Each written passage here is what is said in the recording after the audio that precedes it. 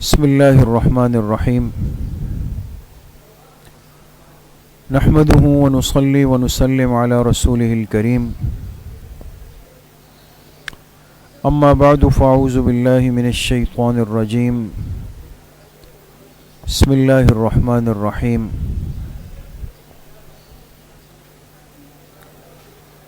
الذين آمنوا وتطمئن قلوبهم بذكر الله الا بذكر الله تطمئن القلوب وقال رسول الله صلى الله عليه وسلم لكل شيء صقالة وصقالة القلوب ذكر الله صدق الله وصدق رسوله النبي الكريم اللهم صل على سيدنا ومولانا محمد وعلى آل سيدنا ومولانا محمد وبارك وسلم۔ اللہ رب العزت کا بہت بڑا کرم اور احسان ہے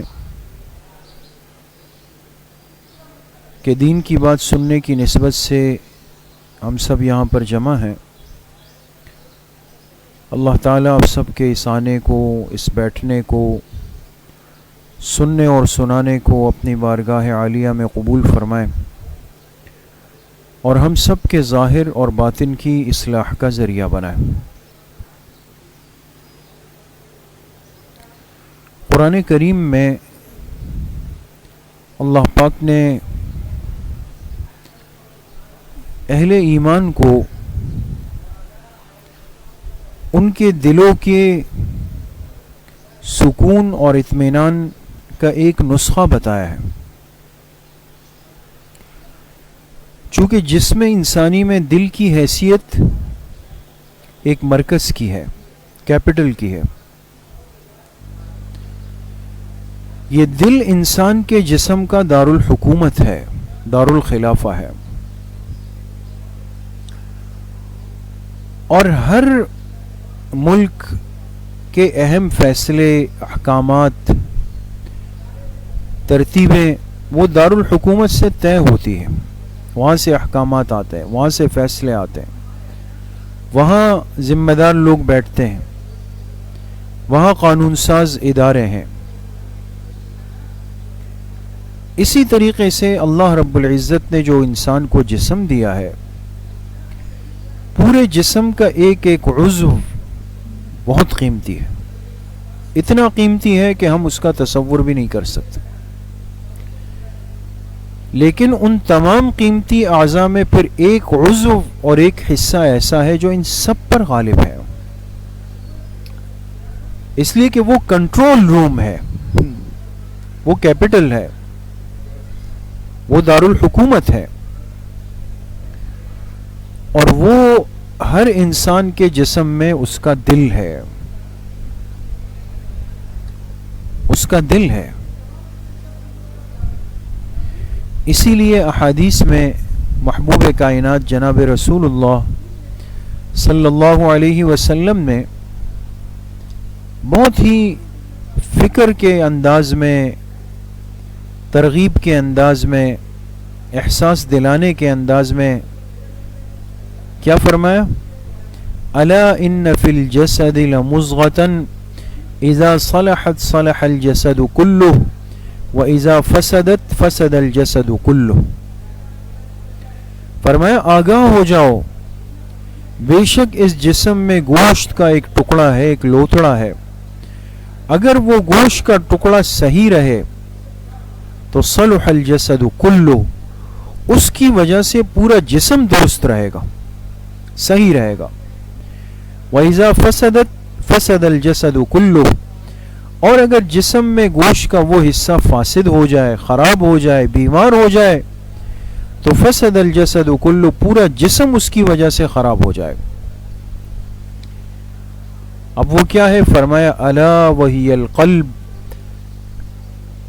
الا وہی القلب، الا وہی القلب، 3 دفعہ فرمایا۔ سن لو وہ دل ہے، سن لو وہ دل ہے، سن لو وہ دل ہے۔ معلوم ہوا کہ دل کا کردار انسان کے جسم میں بڑا قیمتی ہے، اہم ہے. اسی لیے جتنے انبیاء علیہم الصلاۃ والتسلیم دنیا میں تشریف لائے، ایک پیغمبر بھی ایسا نہیں تھا کہ جس کے آنے کا مقصد، موضوع، عنوان، محنت وہ جسم انسانی بنا ہو. نہیں، قلب انسانی.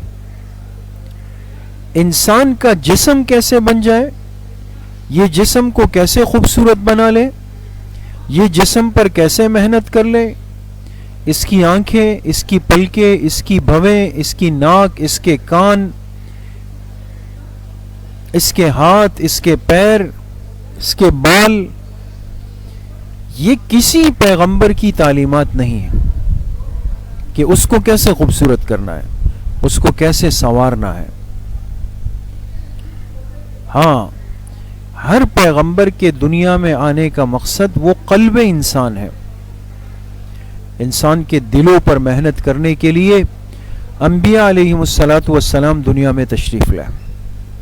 اس لیے مستورات اس بات کو ہلکا نہ لیں، اس بات کو بے توجہی سے نہ سنیں. دل بڑی قیمتی چیز ہے. یقین کریں، یہ دل پاک ہو جائے اور یہ دل صاف ہو جائے، اللہ کی نظر اپنے بندوں کے دلوں پر ہے، وہ دل کو ٹٹولتے ہیں.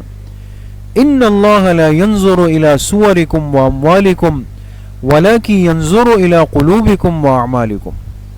فرمایا اللہ پاک نہ تمہاری شکلوں کو، صورتوں کو دیکھتے ہیں، نہ تمہارے مال کو دیکھتے ہیں، لیکن اللہ کی نظر تمہارے دلوں پر ہے، تمہارے اعمال پر ہے.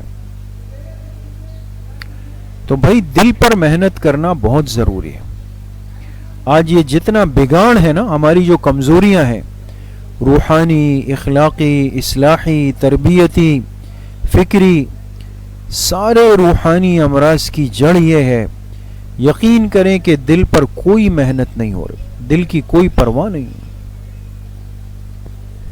کوئی پرواہ نہیں. اس لیے ہم اپنے مقصد سے زیادہ دوسرے کاموں میں آج مشغول ہیں، اور اس میں مزہ بھی آتا ہے،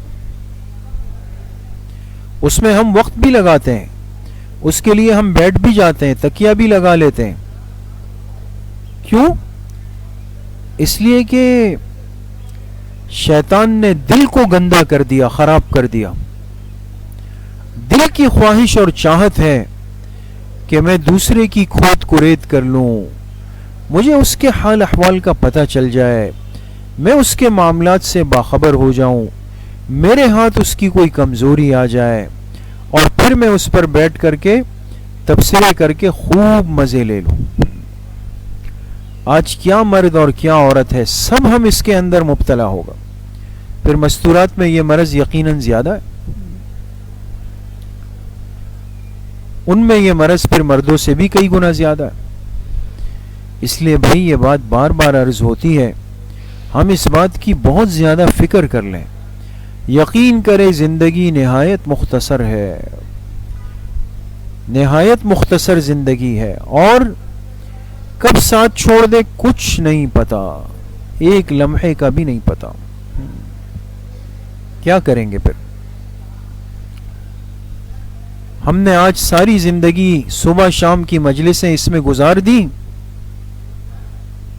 کہ فلاں کے گھر کے معاملات کیا ہے، فلاں کے رشتوں کے معاملات کیا ہے، فلاں بہن بھائیوں کی آپس میں کیسے آج کل چل رہی ہے، فلاں کے گھر میں کیا ہو رہا ہے، فلاں کیا کھا رہا ہے، کیا پہن رہا ہے، کس سواری میں بیٹھ رہا ہے، فلاں کس بیماری کا علاج. یعنی اتنے بچکانہ پن میں مبتلا ہے کہ یقین کریں جس کی حد نہیں ہے، جس کی حد نہیں ہے. آج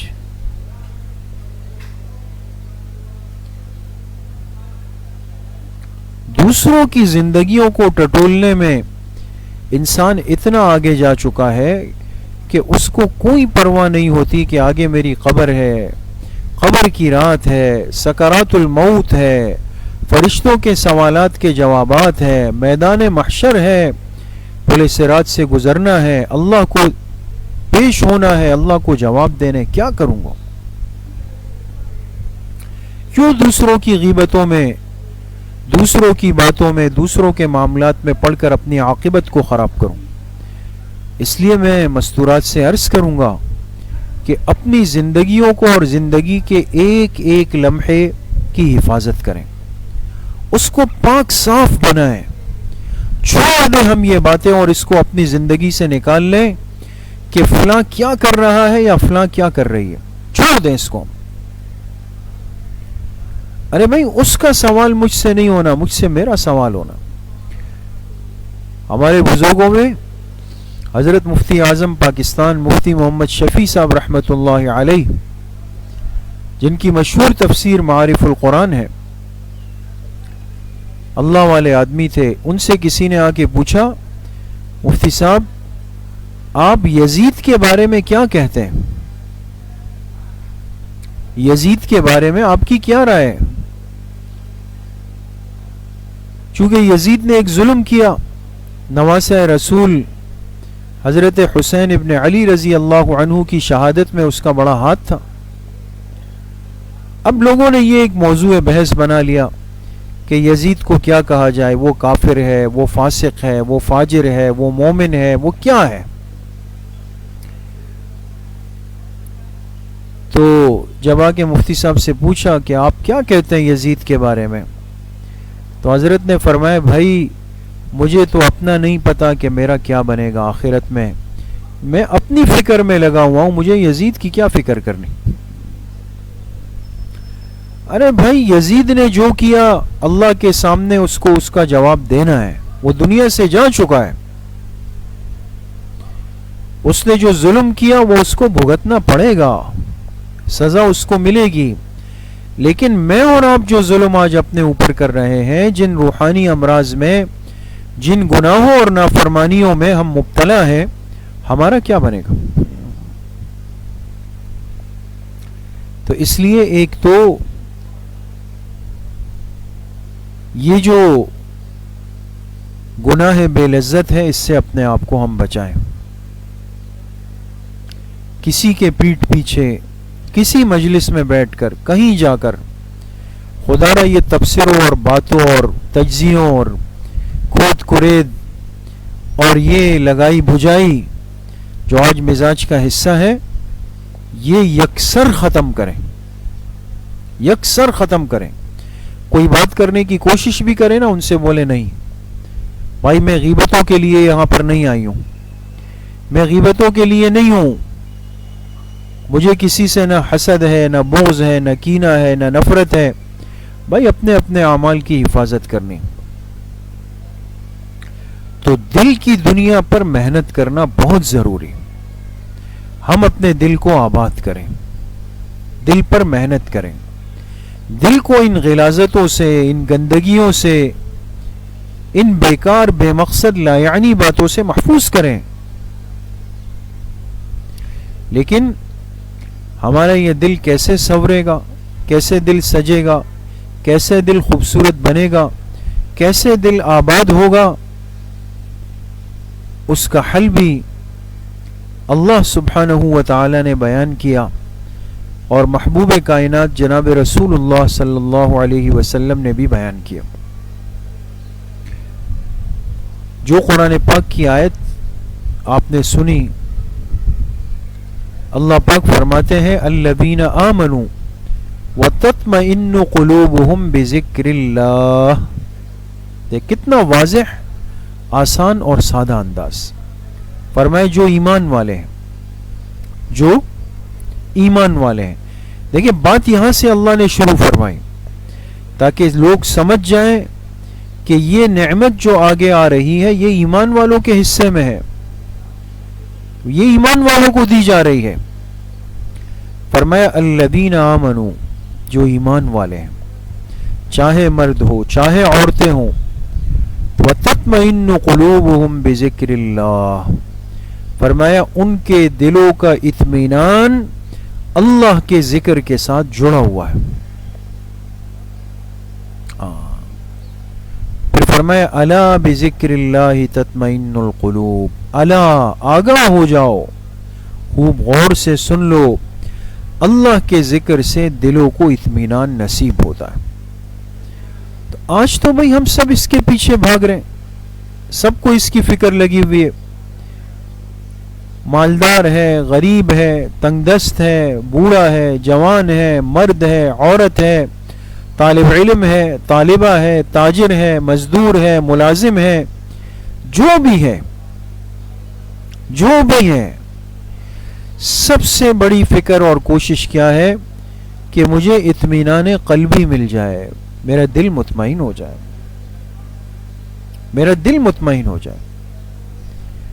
اسی لیے مرد صبح نکلتا ہے کام پہ، رات کو آتا ہے تھکا ہوا، اپنے آپ کو تھکا دیتا ہے، لیکن مقصد اس کا کیا ہے کہ مجھے تھوڑا دل کا سکون مل جائے، اس لیے کہ مہینے کے آخر میں جب بل آئیں گے، خرچہ آئے گا، کرایہ دینا ہوگا، اور اس کے اسباب نہیں ہوں گے تو دل کا سکون سب چلا جائے گا۔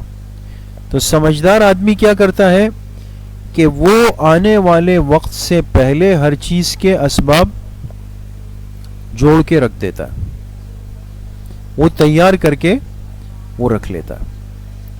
اس دن ایک مجلس میں جانا ہوا، علماء کی مجلس میں جانے کے بڑے فوائد اور برکات ہوتے ہیں نا، تو وہ خالص مجلس علماء اور طلباء کی تھی، مدارس کے فضلاء علماء، جو عالم بیان فرما رہے تھے وہ مدارس کے فضلاء کو اور طلباء کو ان کی ذمہ داریوں کا احساس دلا رہے تھے کہ ان کو کرنا کیا ہے، یہ زندگی کس طرح جینی ہے اور کیا کام کرنا ہے، کیا انداز اختیار کرنا ہے۔ تو خیر بیچ میں انہوں نے باتوں باتوں میں ایک بات عرض کی، کہنے لگے کہ حکیم الامت حضرت مولانا اشرف علی تھانوی رحمۃ اللہ علیہ کے بارے میں ہم نے ایک کتاب میں پڑھا، حضرت فرما رہے تھے کہ حضرت تھانوی رحمۃ اللہ علیہ کے بارے میں ہم نے پڑھا کہ جب بھی نیا سال شروع ہوتا تو حضرت پورے سال کے اسباب اور وسائل جمع کر کے اس کو الگ کر دیتے تھے۔ اگر اللہ نے کسی کو وسعت دی ہے، کسی کے پاس مال و اسباب ہے، دیکھیں ایمانی زندگی کی ایک پوری پلاننگ ہے، نظم و ضبط ہے، وہ چیز جو آپ نے کرنی ہے اس کی فکر پہلے کر لیں۔ بات سمجھ میں آ گئی؟ اب ہم میں سے ہر ایک کو پتا ہے، چاہے مرد ہے عورت ہے سمجھدار ہے، ہمیں دیکھیں نا یہ بات پتا ہے نا کہ ہر مہینے کی 20 تاریخ کو مجھے بجلی کا، گیس کا، پانی کا بل بھرنا ہے، یہ سب کو پتا ہے۔ اسی طریقے سے سب کو پتا ہے کہ ہر مہینے کی پہلی تاریخ کو گھر کا نیا راشن لانا ہے، سب کو پتا ہے۔ سب کو پتا ہے کہ ہر مہینے کی 5 یا 10 تاریخ کو گھر کے جو بچے اسکول، کالج، یونیورسٹی میں جہاں بھی پڑھ رہے ہیں ان کے فیسوں کے واؤچر ہوں گے، وہ ہمیں بھرنے ہیں۔ سب چیزیں آپ لے لیں، اس پر آپ اگر گھر کا کرایہ ہے وہ لے لیں، بلڈنگ کا مینٹیننس ہے وہ لے لیں، جو بھی چیز ہے، یہ وہ چیزیں ہیں جو میں نے آپ نے کرنی ہے اور ہر مہینے کرنی ہے۔ اب ایک شخص کے پاس سال کے شروع میں اتنے اسباب تھے کہ وہ جنوری سے لے کر دسمبر تک 12 مہینوں کے یہ سارے اسباب سائٹ پہ کر سکتا تھا، لیکن اس نے کہا نہیں یار یہ جوتے ذرا نئے برانڈ کے لینے، تو پہلے جوتے لے لیتے ہیں، چشمے ذرا چینج کر لیتے ہیں، یا مستورات نے کہا کہ آج کل رنگز آئی ہوئی ہیں اور اس کے بڑے اچھے ڈیزائن آئے ہوئے ہیں، یہ پرانا ہو رہا ہے وہ چینج کر لیتے ہیں۔ وہ چیزیں جو ضرورت کی نہیں تھی، خواہش کی تھی، اس کو پہلے کر دیا، ضرورت کو پیچھے کر دیا، لازماً یہ شخص، یہ مرد یا عورت یہ مہینے میں پریشان ہو جائے گی۔ سمجھ میں آ گئی؟ تو بھائی انسان کو دل کا سکون اس وقت ملتا ہے جب اس کے دل دماغ پر کوئی ٹینشن نہیں ہوتی، بوجھ نہیں ہوتا، وہ اس کے لیے فکر کرتا ہے۔ قرآن کریم میں اللہ پاک نے دلوں کے اطمینان کا جو نسخہ بتایا وہ کیا ہے؟ فرمایا الا بذکر اللہ تطمئن القلوب، آگاہ ہو جاؤ کہ اللہ کے ذکر سے دلوں کو اطمینان نصیب ہوتا ہے۔ اللہ کے ذکر سے دلوں کو اطمینان نصیب ہوتا ہے. اور حدیث پاک میں جناب رسول اللہ صلی اللہ علیہ وسلم نے ارشاد فرمایا ان لکل شیء ثقالۃ، ہر چیز کے لیے مانجنے والی یعنی صاف کرنے والی کوئی نہ کوئی چیز ہوتی ہے. آپ دیکھیں نا مستورات برتن جب مانجتی ہے صاف کرتی ہے تو وہ جیسے ایک جالی ٹائپ کی چیز ہوتی ہے نا، وہ جو اچھی طرح جو صاف ہو جاتا ہے اس سے اسکاچ برائٹ کہتے ہیں، کیا کہتے ہیں اس کو، تو وہ ایک مانجنے والی برتن کو صاف کرنے والی اس کے میل کچیل کو نکالنے کا ایک آلہ ہے. اس کو عربی میں ثقالہ کہتے ہیں صوت کے ساتھ.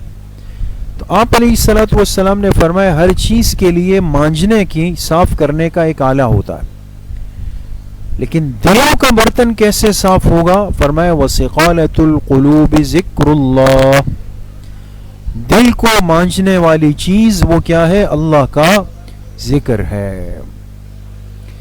ذکر کی عادت، ذکر کی پابندی، ذکر پر دوام، ذکر پر استقامت، ذکر کی کثرت،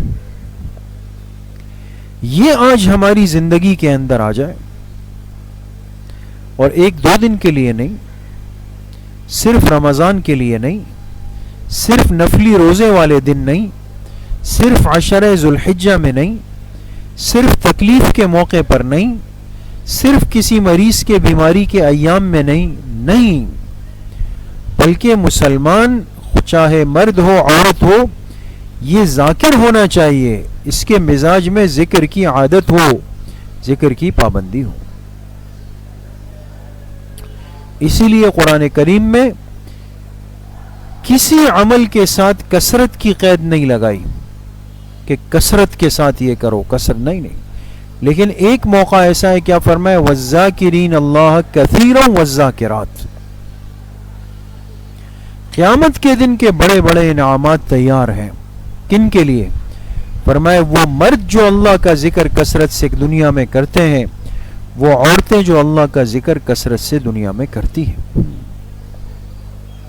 ان کے لیے یہ انعامات تیار ہیں. تو بھائی ہم اللہ کے ذکر کی پابندی کریں، اس کی عادت ڈالیں، اس کا اہتمام کریں. تسبیح تو ہر ایک کے پاس ہوتی ہے، گھروں میں ہوتی ہے. صبح شام کی تسبیحات کی عادت اور پابندی لگائیں، اور زبان کو اللہ کے ذکر سے معطر رکھیں، آباد رکھیں. کوشش کریں کہ درود شریف، استغفار، تیسرا کلمہ، پہلا کلمہ، لفظ اللہ، یہ 5 تسبیحات صبح شام لازمی پڑھیں. درود شریف، استغفار، تیسرا کلمہ، پہلا کلمہ اور لفظ اللہ، صبح بھی شام کو بھی کثرت کے ساتھ ذکر کریں. ٹھیک ہے. اور پھر خصوصیت کے ساتھ درود شریف میں ایسا ہے کہ جتنا زیادہ سے زیادہ انسان پڑھے گا اتنا اللہ پاک بندے کے دل کو صاف کرتے ہیں. اللہ اور اللہ کے پیغمبر کی محبوبیت دل میں آتی ہے، قیامت کے دن حضور علیہ الصلوۃ والسلام کی شفاعت کا ذریعہ بن جاتی. تو خود بھی عادت بنائیں، ذکر کی پابندی کریں. صبح فجر کے بعد موقع ملے، فارغ ہو جائیں، ایک 15-20 منٹ تسبیح لے کر اللہ کا ذکر کر لیں، شام کو بھی کر لیں. ٹھیک ہے نا.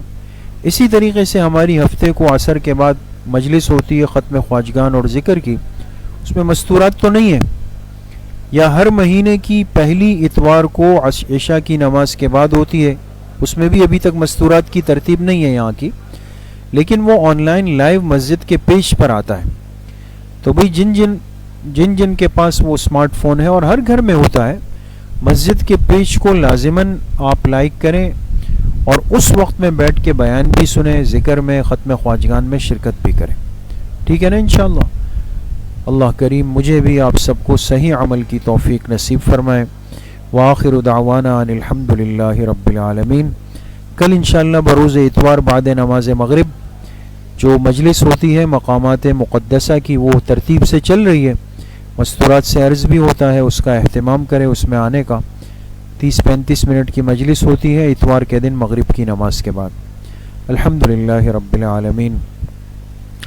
والصلاة والسلام على سيد الأنبياء والمرسلين سيدنا ومولانا محمد وآله وصحبه أجمعين. ربنا آتنا في الدنيا حسنة وفي الآخرة حسنة وقنا عذاب النار. رب اغفر وارحم وأنت خير الراحمين. ربنا لا تزغ قلوبنا بعد إذ هديتنا وهب لنا من لدنك رحمة إنك أنت الوهاب. اللهم انفعنا بما علمتنا وعلمنا ما ينفعنا وزدنا علما. اللهم استرنا بسترك الجميل. وصلى الله وسلم على نبينا محمد وآله وصحبه أجمعين برحمتك يا رب. السلام عليكم ورحمة الله.